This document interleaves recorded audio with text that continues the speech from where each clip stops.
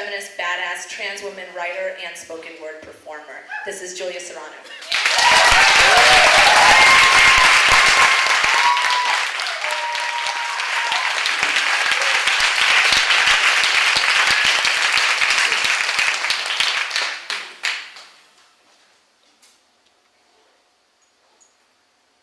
In August of 2003, my wife Danny and I went to Camp Trans, the annual protest of the Michigan Women Music Festival's Women-Born, Women-Only policy, which is a fancy way of saying that transgendered women like myself are not invited. The history of trans women exclusion began in the 70s and 80s, as a number of influential lesbian feminists began to trash transsexuals in their writings and theories. They argued that we propagated sexist stereotypes and objectified women by trying to possess female bodies of our own. Eventually, this all became unquestionable dogma, and transsexuals, even those who identified as feminists and as dykes, were conveniently banished from most lesbian and women-only spaces. But things began to change a bit in the mid-90s, as a growing number of dykes started coming out as trans and referring to themselves as men. This caused many to question their views, and over the years has led to a certain level of acceptance of trans men in the lesbian community. So you may be asking, where do trans women fit in? Well, we don't, unfortunately. These days, it is not uncommon to see the word trans used to welcome trans men but not trans women on everything from lesbian events, sex surveys, and even play parties. And even at Michigan, women are no longer defined based upon their legal sex, their appearance, or their self-identification, but on whether or not they were born and raised as a girl. And while performers like Animal and my pal Lynn Breedlove, who identify as transgender and answer to male pronouns, are invited to take the festival stage each year, someone like myself who identifies 100% as female isn't even allowed to stand in the audience. And if that wasn't bad enough, many now use Michigan's tolerance of folks on the FTM spectrum to argue that the festival's policies are not transphobic. Well, I'm sorry, but anyone who considers trans men to be women and trans women to be men is not an ally of the transgender community.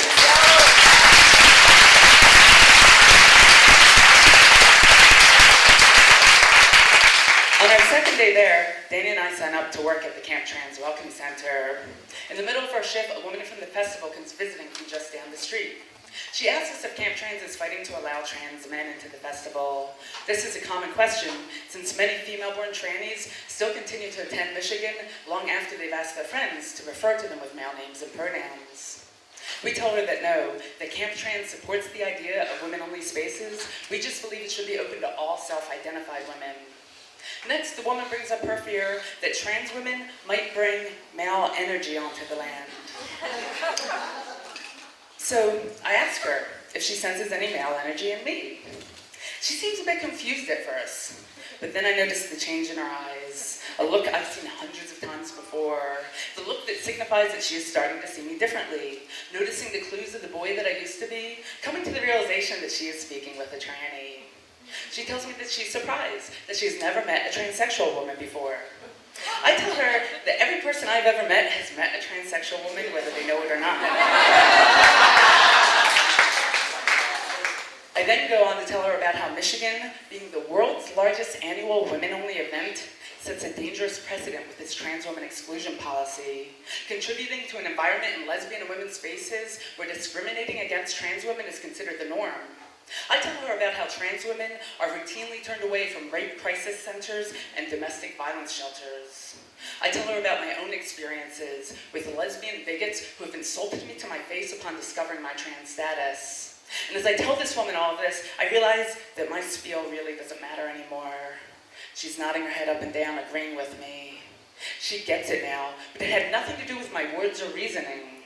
It was my person that convinced her. Her senses told her that I was a woman in a dyke, not some man in a dress or some other stereotype. She realized that if I could be a transsexual, then any woman she meets could also be trans. And it's hard to justify discrimination when you can't find any distinguishing differences to begin with. The following day, 2 women from the festival come over to the main congregation area, where a few of us are enjoying the shade. One of them is carrying a notebook, and she introduces herself as a graduate student.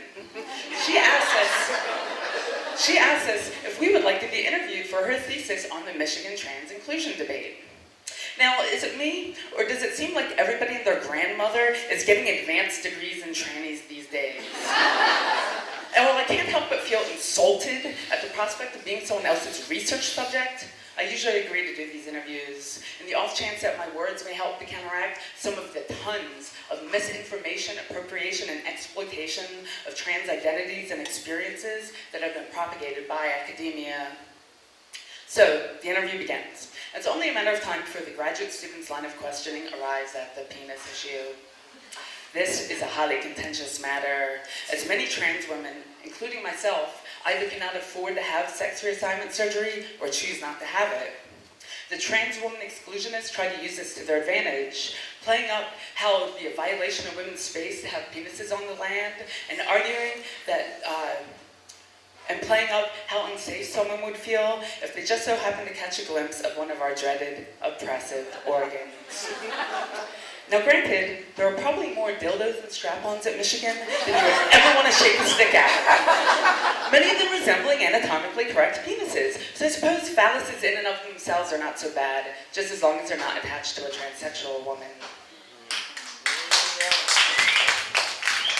So I answer the graduate student's question by stating the obvious, that it's ridiculous to believe that if trans women were allowed into the festival, that we'd all go around flaunting our penises. I go on to tell her about the societal shame that many of us have been made to feel about our bodies not living up to a certain ideal, an issue with which many women at Michigan should be able to relate. This is apparently the last straw for the graduate student's partner. After 15 minutes of fidgeting in silence, she finally burst out with questions of her own. While there are several of us being interviewed, she turned directly towards me, her tone terse and condescending, and said, "How dare you? You have no idea what these women have been through. Don't you understand that some of them are abuse survivors who could be triggered by you? Can't you understand why these women wouldn't feel safe having you and your penis around?" I remember feeling dumbfounded, like a deer caught in headlights, at the venom in this woman's voice as she lashed out at me. And I honestly don't remember how I responded. What I do recall are all the things I wished I had said after the moment had passed. How bad I wish I could go back in time and look that woman directly in the eye and say, yes, I do know what those women have been through. I have had men force themselves on me.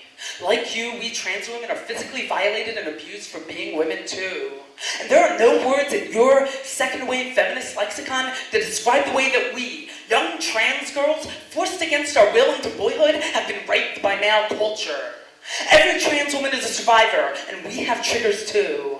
And my trigger is pseudo-feminists who hide their prejudices behind women-born women euphemisms.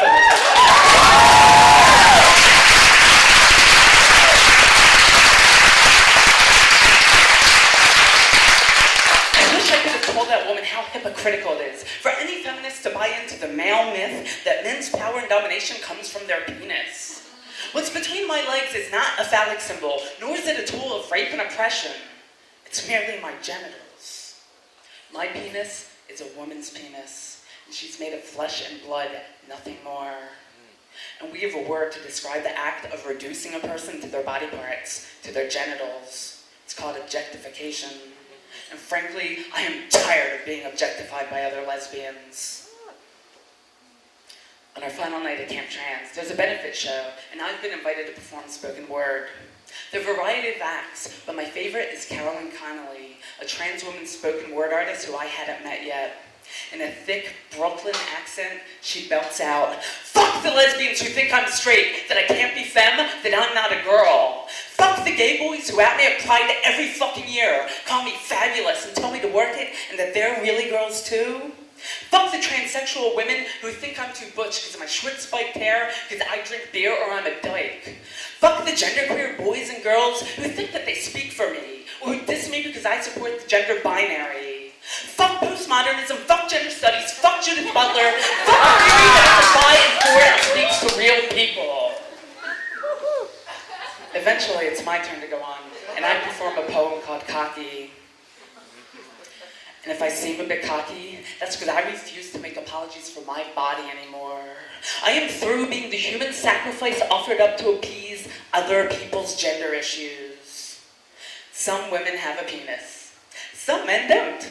And the rest of the world is just going to have to get the fuck over it. And as I recite these lines, 4 days worth of tension pours out of me. I perform my poem defiantly, my words fueled by an intense frustration that is finally boiled over after years of back burner. I thought I could come to Michigan to intellectually fight for trans women inclusion, but coming to this place and having my body become the actual battleground upon which the trans revolution is being fought on, well, let's just say it sobered me up a bit. And while some people in my community may be content to simply celebrate their fabulous trans selves or take pride in living outside the gender binary, I, for one, am not satisfied with being made out to be some kind of third sex, male to female transgender novelty. I may be a transsexual, but I am also a woman. And my dyke community needs to realize that the anger that they feel when straight people try to dismiss the legitimacy of their same-sex relationships is what I feel when they try to dismiss my femaleness. And after releasing all this tension and frustration, I had one of those rare moments of clarity. It happened just after my performance when one of my new friends, Lauren, came over to give me a hug. And she said, "Your piece made me proud to be a trans woman." And her words were so moving because I'd never heard them spoken before. Proud to be a trans woman. As I looked around the rest of the camp at all of the other queer women and folks on the FTM spectrum, I realized that in some ways I am very different from them. But not because of my biology or my socialization, but because of the direction of my transition and the perspective it's given me. I am a transsexual in a dyke community where most people haven't had to fight for their right to be recognized as female. It's just something they take for granted. And I am a woman in a segment of the trans community that's dominated by female-born genderqueers and folks on the FTM spectrum, neither of whom have had to experience the special social stigma that's reserved for feminine transgendered expression and for those who transition to female. Being a trans woman has given me a unique and valid understanding of what it means to be both female and feminine, an issue with which many women here at Michigan seem unable or unwilling to comprehend. At Camp Trans, I learned to be proud that I am a trans woman. And when I call myself trans, it does not necessarily signify that I transgress the gender binary, but that I straddle two identities, woman and transsexual, that most people cis are in opposition to each other. And I will continue to fight for trans women inclusion at Michigan because this is my dyke community too.